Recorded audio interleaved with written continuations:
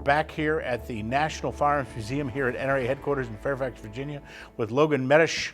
Logan, welcome back to Curator's Corner. Thank you. I'm seeing rich wood tones and hues here. Yes. What do you have here for Curator's Corner? Well, there's something really special here today, John. The gun itself is a Kimber Classic Royal. It's a 1911 design. You can't go wrong with the Kimber. Can't go wrong with a 1911, right? Cannot go wrong with either of those. John Moses Browning design. Can't argue with a man whose middle name is Moses, right?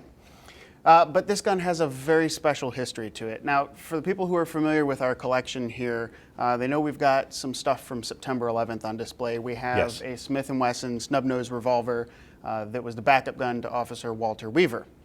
This is also a September 11th gun, but a slightly different story to this piece. Instead, this gun was part of a shipment that was sitting down in the customs warehouse in the basement of the World Trade Center, prepping to go overseas. Wow. When the planes hit and everything collapsed on top of it. Now, obviously, the customs department's built pretty sturdy. Everything collapsed down on it, but these survived in the vault in the basement of the World Trade Center. Wow.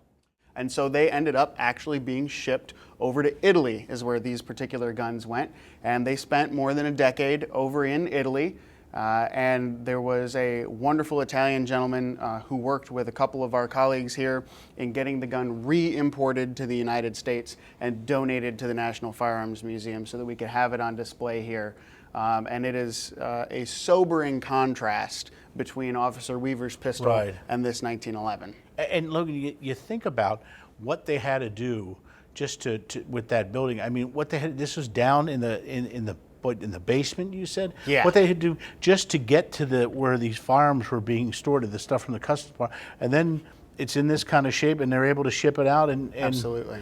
That's amazing, I'll tell you. It really is. It's kind of a phoenix rising out of the ashes story. I mean, that's the beautiful thing with the building that we've built there again in New York. And this gun is kind of another phoenix, just like that building, rising from the ashes, and a nice reminder that life does go on, we are resilient, and we can come back from it. And we were talking with some of your colleagues in earlier Curator's Corners here about, you talk about a gun telling a story, but I mean, I've heard so many stories about 9/11, but I've never heard this story about that, and it's just so much happened and has coalesced around that I think it's really neat too that this gentleman made the effort to get that thing back here, because here, we're surrounded by this history, these firearms speaking to us, and that he did that and got it back here so everyone can enjoy it, not just somebody having it up on a shelf or in a vault, but we can all take advantage of that. Now, before we let you go, Kimber is just known for their work. Why is a Kimber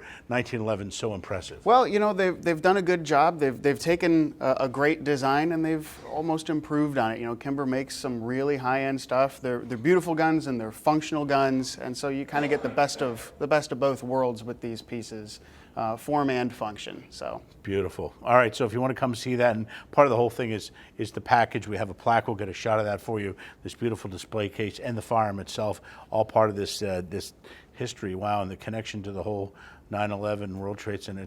It's really neat stuff. So how can folks come and see that here at the Firearms Museum? Absolutely. This gun is on display at NRA headquarters in Fairfax, Virginia. Open 364 days a year. Come check it out. Do the trifecta, the museum, the range, the cafe. Or if you can't come see us in person, we've also got NRA Museums Dot-Com.